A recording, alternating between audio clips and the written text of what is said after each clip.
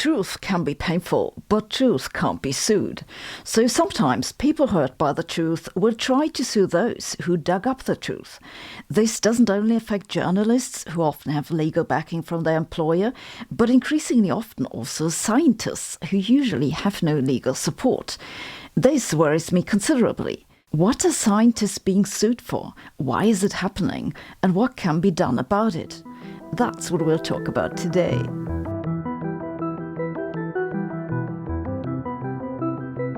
I witnessed this problem first about 15 years ago in a very unlikely place, a talk by a professor for phonetics in Stockholm. Phonetics is the study of how humans produce and perceive sounds and how we articulate speech. You might think vocals and consonants can't be all that controversial, but think again.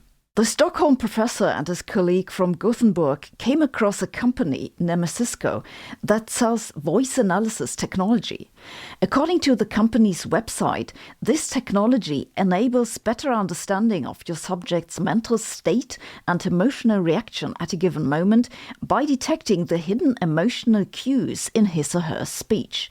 They claim that their method identifies various types of stress levels, cognitive processes, and emotional reactions that are reflected in different subtle properties of the voice. The phonetic researchers looked at this and found that the type of speech analysis doesn't even provide sufficient information to make such inferences. The case is particularly clear, they said, for the identification of lies, because this has been very thoroughly studied. They wrote a paper called Charlatanry in Forensic Speech Science, published in 2007 in the International Journal of Speech, Language and the Law. In their paper, they looked at the technology that the company was offering at the time and wrote that, quote, "These machines perform at chance level when tested for reliability," end quote. The company pressured the journal's publisher to withdraw the paper and threatened to sue. They said it wasn't so much the content of the paper that disturbed them as the language. In particular, they didn't like being called charlatans, and you don't need a voice analyzer to identify various types of stress levels in that response. In response, the publisher removed the paper from the website and instead put up a comment from the company. In an interview with the magazine Science, the publisher's managing director said they simply don't have the resources to put up a legal fight. Indeed, the journal has so few readers, we'd probably never heard of the paper if the company hadn't made all that effort to prevent you from hearing about it. Then the Swedish Research Council got involved and a lot of people got very upset, and in the end nothing happened one way or another. No one was sued, the company continued selling their product, and even that the journal removed the paper from their website had few consequences, since other people uploaded the PDF elsewhere and you can still find it online. Now, I know nothing about phonetics other than that the German Ü is supposedly very nice to sing, which is why there are lots of Üs in the German national anthem. But for today, the point isn't who's right or wrong. The point is that those were scientists doing their job, and the company didn't like the result. The company had lawyers, the scientists didn't. Though I'm now afraid that singable Üs is the only thing you remember from this video. Around the same time that the Swedes ran into problems with the voice analysis company, a very prominent lawsuit unfolded in the UK involving the science author and journalist Simon Singh, who also happens to have a PhD in particle physics. Singh had written a column for The Guardian about a book he just published with Edzard Ernst about false promises of alternative medicine. In his column, he took on chiropractors in particular. Chiropractic is the idea that you can cure all sorts of illnesses by readjusting the spine.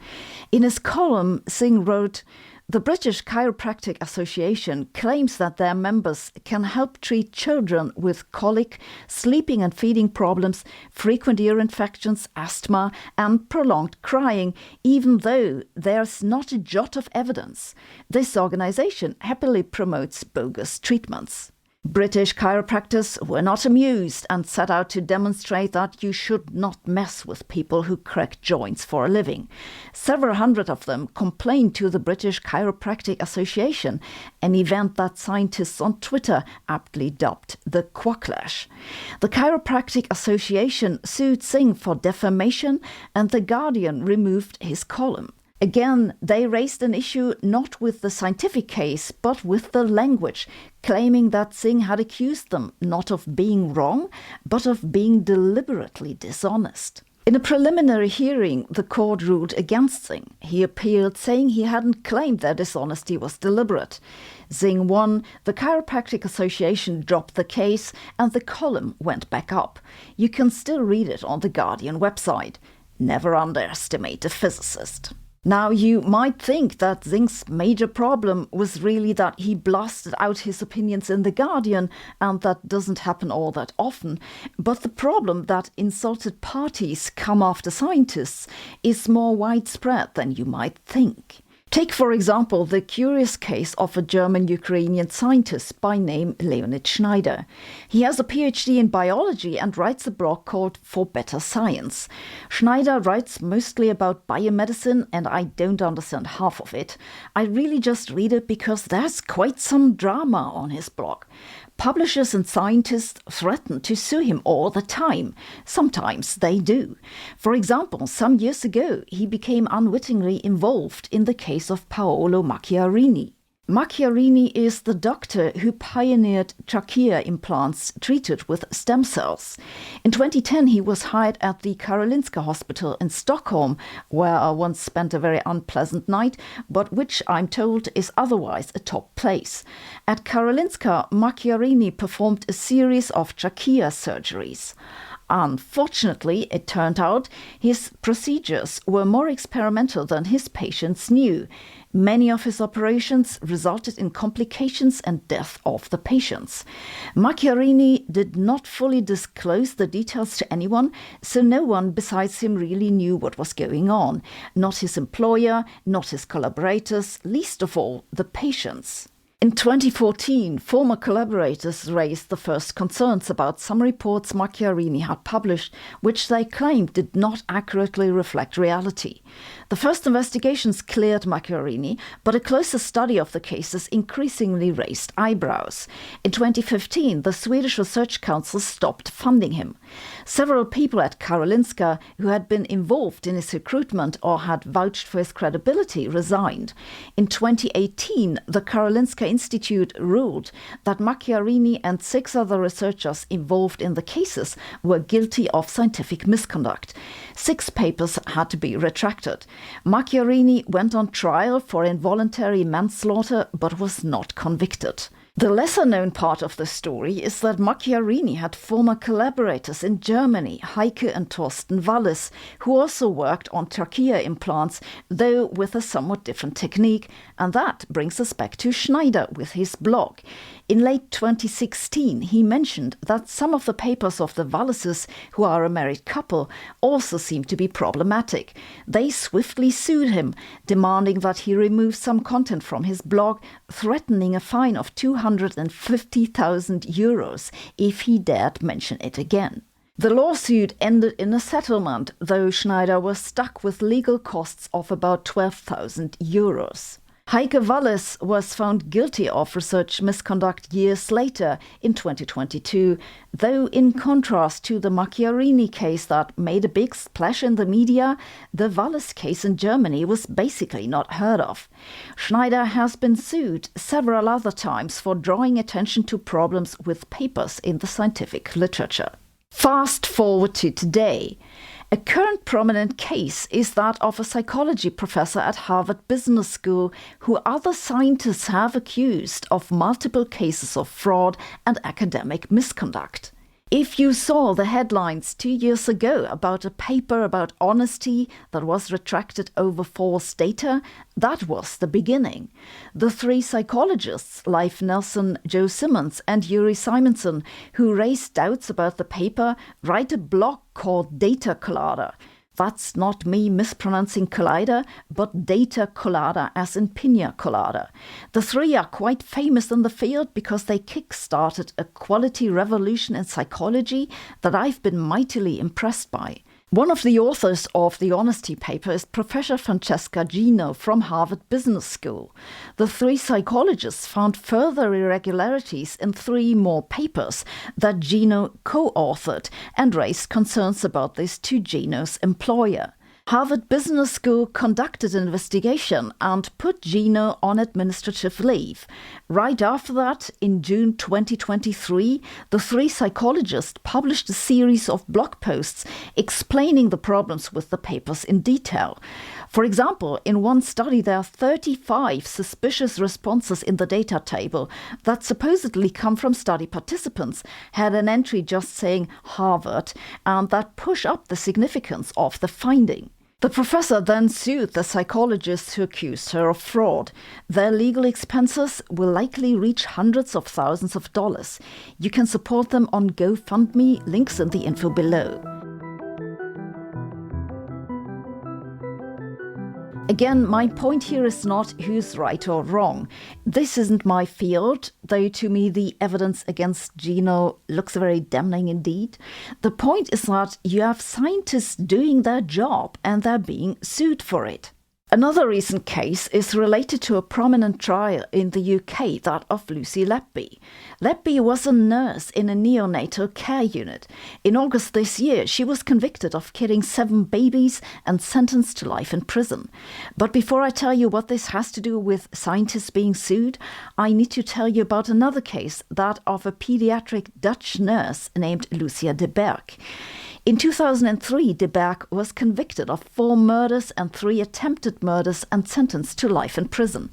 A main piece of evidence against her was the unusually high death rate of babies in her care. Enter the statistician Richard Gill. In 2006, Gill became interested in the case, looked at the numbers and found that such a cluster of cases could have occurred by chance. He mobilized colleagues, including the Nobel laureate Gerard Hooft. The Dutch nurse was exonerated in 2010. Gill also helped work out the statistics for some other such cluster cases. Naturally, he was very interested in the Lucy Letby case. With the Letby case on trial in the UK and Gill in the Netherlands, he wasn't directly involved but wrote about it on his blog, criticizing in particular that the court did not draw on any statistical analysis, but he also commented on medical details and other evidence. All right, you might say, but there must be thousands of people on social media doing exactly the same. Probably correct, but either way, the British court was not amused. Given that the UK left the European Union, you might think there's not much they could do about Gill's blog anyway, but it turns out that Richard Gill is a British national. So he got emails and letters from the British police demanding that he remove certain content from his blog. The letters say that the material is a flagrant and serious contempt of court, and that if you come within the jurisdiction of the court, you may be liable to arrest. I know nothing about the case or the science involved, but again, this isn't the point. The point is that Gill was making a scientific argument, and that was deemed contempt of the court. This law exists because of the concern that such discussion might influence the trial, and yet such a law goes entirely against the way that scientists are used to dealing with evidence. Those cases are all very different, but I think they have one thing in common. It's that we have a big clash between the way that scientists deal with evidence, which is to dish it up and discuss it, not always very politely, and the way that the jurisdiction deals with it, which is by telling people what they're allowed to say and when. Personally, I think that if a court is concerned that someone's blog might influence the judgment of the jury, then there's something wrong with the court proceedings and not with the blog. But maybe that's just me. Underlying this is a bigger problem. It's that we currently have no good way of integrating scientific evidence into either branch of the government. I talked today about the judicial branch, but the same problem exists for the executive and legislative branches. At the moment, we do this by a patchwork of committees and advisors and institutions and reports, and sometimes that works and sometimes it doesn't. This isn't a good procedure, and I think that if democracy is to survive, we need to find a systematic way to build a scientific evaluation of evidence into our decision making. Thanks for listening. We'll be back next week.